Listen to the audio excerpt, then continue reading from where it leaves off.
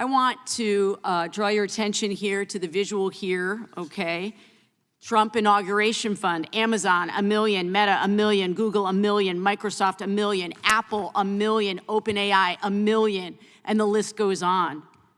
This hearing is not about making the internet a safer place for kids. It's about harassing Europeans who are trying to do something. No, it's imperfect, but they're trying something, and we sit here twiddling our thumbs. There has never been a more important time than now to create some basic rules for big tech. Our kids are more important than these billionaires and their shareholders, period.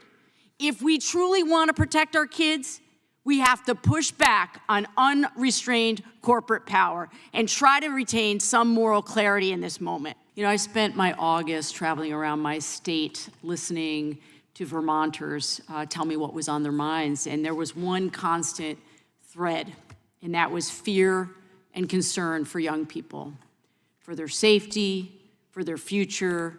And parents kept asking me, will my kids ever be able to afford a house in this economy? Is it going to be safe for my kid to go to school? And are my kids safe online? Over and over again.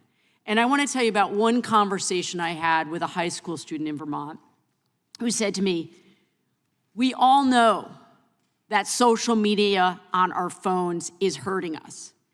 And in some instances, it's literally killing us.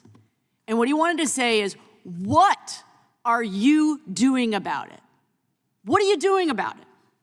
And I have to ask myself the same question because I'm a parent, I'm a former teacher, I'm now a member of Congress, and what are we actually doing to solve the problem, to stand up for our kids? And it's clear we need real attention on this. We need to focus our attention, and we do need to regulate corporations behind these problems. And we need real public oversight, yes, over the gun makers, yes, over financial speculators, but also big tech. Because polls show across the country, Americans overwhelmingly want us to take action on the harms that are hurting their kids.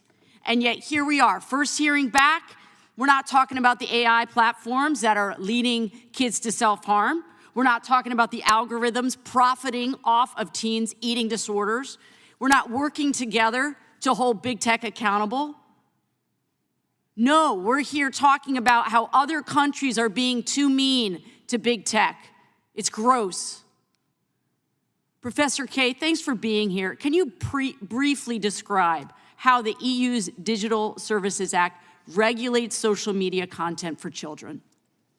So the DSA is a very big piece of legislation, a big regulation, but it gets to exactly the point that you're making, which is the DSA is the result of a years-long process of democratically Europe trying to figure out what's the response to the massive power of big tech over their information environments. And so to give one example, they provide a mechanism that actually requires those companies that are considered the very largest platforms and search engines to do an assessment of the risk that they cause in the context of illegal content, which could include child sexual abuse material.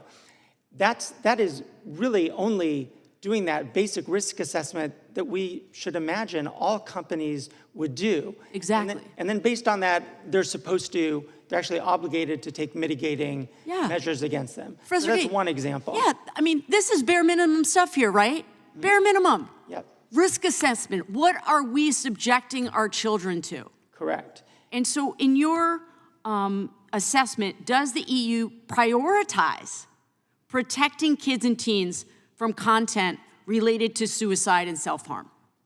So the DSA is not content specific, right? It doesn't require any company, for example, to take down any particular kind of content.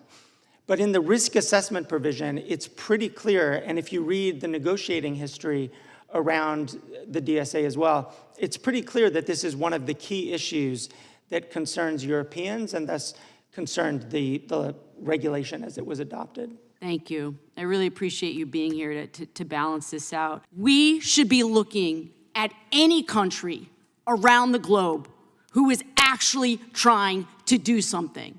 And no, should we copy exactly what they're doing? No, but we shouldn't stick our heads in the sand and say that, oh, there's nothing we can do here. We cannot maintain the status quo and then go back to our constituents and look these parents in the eye and say that we're actually doing our jobs. The solutions are right in front of us if we would actually do the work here in this committee. And I yield back.